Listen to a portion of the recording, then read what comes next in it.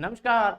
मैंने आपको बताया था कि शाम को एक वीडियो डालूंगा और उसमें बीएसटीसी के संबंध में चर्चा करेंगे कि इनका पैटर्न क्या रहेगा और इनका सिलेबस क्या है और इनकी पिछली मेरिट क्या है। और अब 2022 का जो प्री बीएसटीसी हो रहा है उसमें कितने अंकों का टारगेट रखा जाए कि आपका मनपसंदीदा कॉलेज आपको मिल जाए। चलिए देखते हैं। सबसे पहले तो अपन देखेंगे कि इसका पैटर्न क्या है। तो याद रहे मित्रों कि इसमें मेंटल एबिलिटी यानी रीजनिंग आएगी। इसमें मेंटल एबिलिटी यानी रीजनिंग आएगी। ये लो रीजनिंग, ये रीजनिंग है।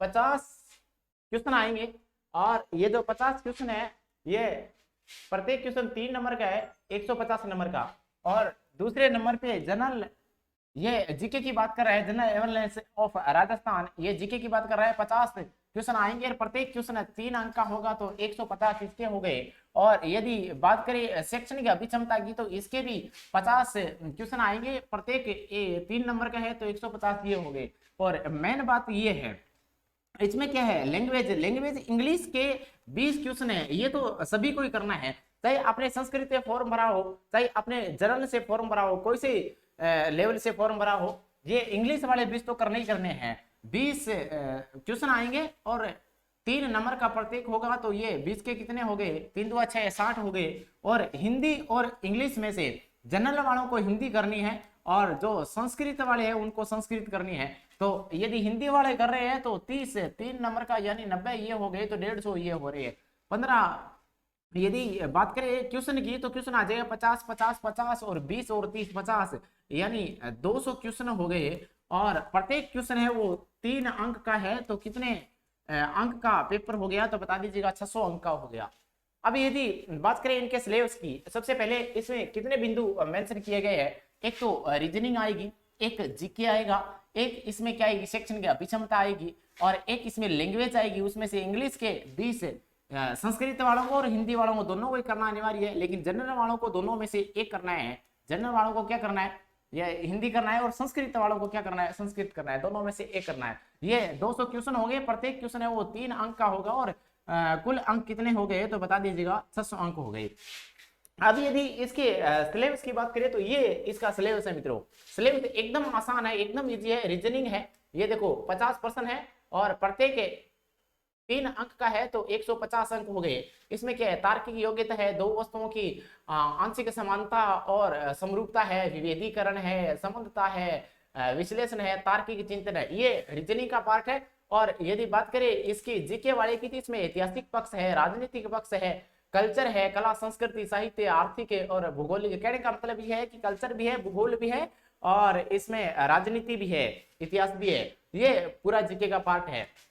और यदि बात करें शैक्षणिक अभिक्षमता की तो इसमें पूछेगा शैक्षणिक अधिगम क्या है, नेतृत्व के गुण क्या है, बच्चों में सृजनशीलता कैसे विकसित करे, क्या है सृजनशीलता, सतत और व्यापक मूल्यांकन क्या है।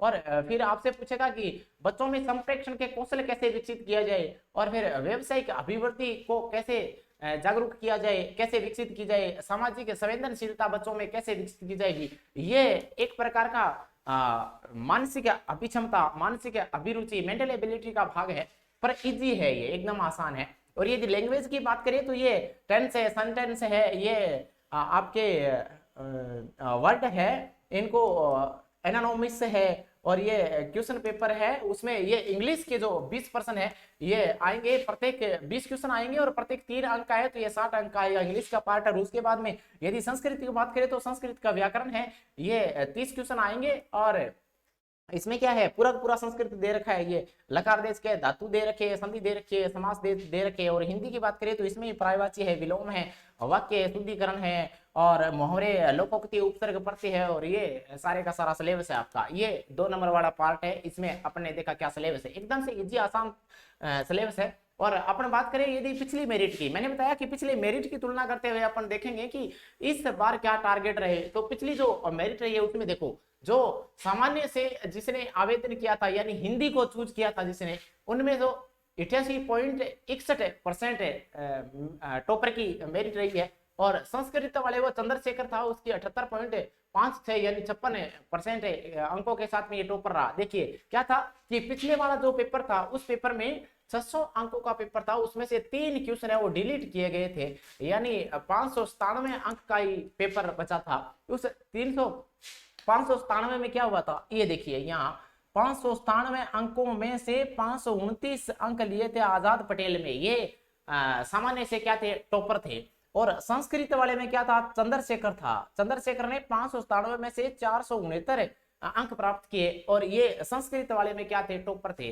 अब आपका क्वेश्चन ये होगा कि सर इस बार क्या टारगेट रखा जाए, इस बार आपको क्या टारगेट रखना है, तो 600 में से 430 प्लस टारगेट रखना है, तब आपको मनचाहा कॉलेज मिल जाएगा। यदि इससे कम आपके अंक है तो मित्रों उम्मीद मत करना कि आपको मनचाहा कॉलेज मिल जाए। कॉलेज मिल जाएगा, कोई दिक्कत नहीं है, कॉलेज हो सकता है कि कॉलेज तो 390 तक ही मिल जाए, 390 तक ही मिल जाए कॉलेज, लेकिन मनचाहा कॉलेज है वो आपको 430 के आसपास यदि आपका स्कोर रहेगा तभी मिलेगा। मान लीजिए कि आपके 410 है तो भी चांसेस कम है, क्योंकि दिनों दिन कंपटीशन है, उसकी होड़ है वो बढ़ती जा रही है। तो मैंने क्या बता दिया आपको, अभी तक मैंने ये बताया कि बीएसटीसी है उसका पैटर्न कैसा रहेगा। तो पैटर्न में ये 4 प्रकार का पैटर्न है, जिसमें मेंटल एबिलिटी यानी रीजनिंग है, और जीके है, उसके बाद में शैक्षणिक अभिक्षमता है, उसके बाद में लैंग्वेज है, और 200 क्वेश्चन आएंगे, प्रत्येक क्वेश्चन 3 अंक का होगा, 600 अंक होंगे। और उसके बाद में मैंने बताया इसका सिलेबस है, सिलेबस एकदम इजी है, आसान है। संस्कृत वालों को संस्कृत की व्याकरण देखने, हिंदी वालों को हिंदी की व्याकरण, और इंग्लिश वाले 20 क्वेश्चन है वो सभी में दोनों भाग में अनिवार्य रहेंगे। और उसके बाद में ये रीजनिंग वाला पार्ट है और जीके वाला पार्ट तो दोनों में सेम ही रहेगा, और शैक्षणिक अभिक्षमता वाला ये 3 पार्ट तो सेम ही रहेंगे।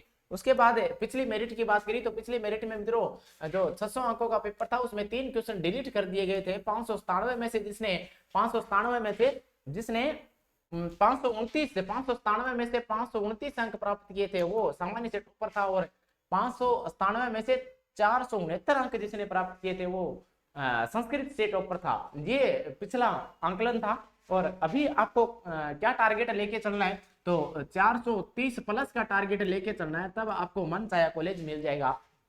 उम्मीद करता हूं कि मैंने जितना बताया वो समझ आ गया होगा। यदि फिर भी समझ नहीं आया तो इस वीडियो को एक बार नहीं 2 बार देख लीजिए, और अच्छे से समझ लीजिए पहले पैटर्न को और पिछली मेरिट को, उसके बाद में अच्छे से रिवाइज करें, अच्छे अच्छे नोट्स बनाए। नोट्स बनाने का इतना टाइम नहीं है, लेकिन रिवाइज करें तो मेन बिंदु को टिक करते हुए उसको टारगेट पे रखें और उनको अच्छे से अध्ययन करें। बीएसटीसी के संबंध में और भी आपकी जिज्ञासा है, कुछ भी जानना है तो वो कमेंट बॉक्स में लिख दीजिए। मैं कमेंट बॉक्स में आपके क्वेश्चन सवाल है उनके उत्तर लिख दूंगा। और ज़्यादा मेरे को लगा कि विस्तार से बताना है तो मैं एक वीडियो और बना करके और बीएसटीसी के आपके जितने भी सवाल है उन सवालों पे आपको बता दूंगा एक अन्य वीडियो बना करके। आज के लिए इतना ही, धन्यवाद।